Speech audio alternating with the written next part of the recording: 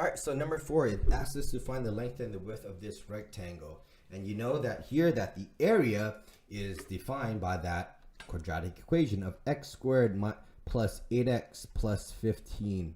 This is the area. The area is defined by the length and the width.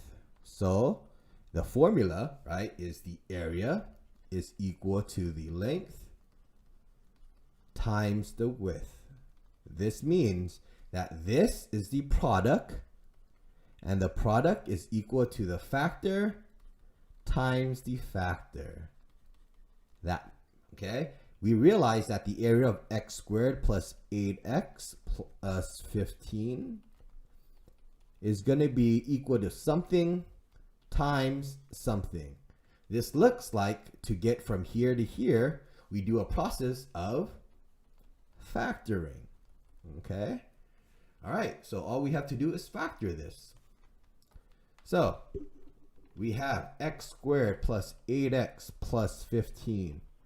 Okay, let's see if we can do our traditional method.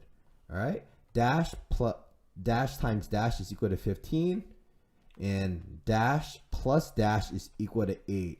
That looks like it's the number 5 and 3.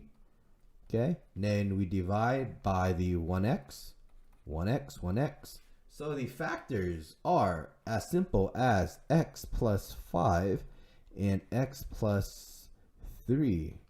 So this can be seen as the length, and this can be seen as the width. All right, there you go.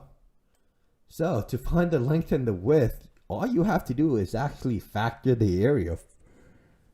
Okay, there you go. Here's B. You can try this. It's the same process. We know that the area is x squared plus 8x minus 20. To find the width and the length, all we have to do here is factor. All right. So let's factor this. We're going to find two numbers here that multiplies to make negative 20.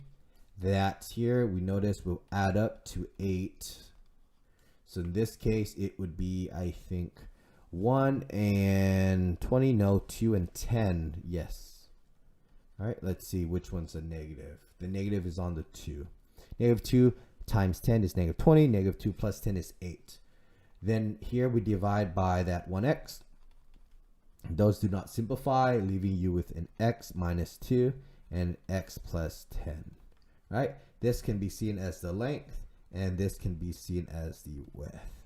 Right? So there you go. That is how you find the length and the width given the area as a quadratic.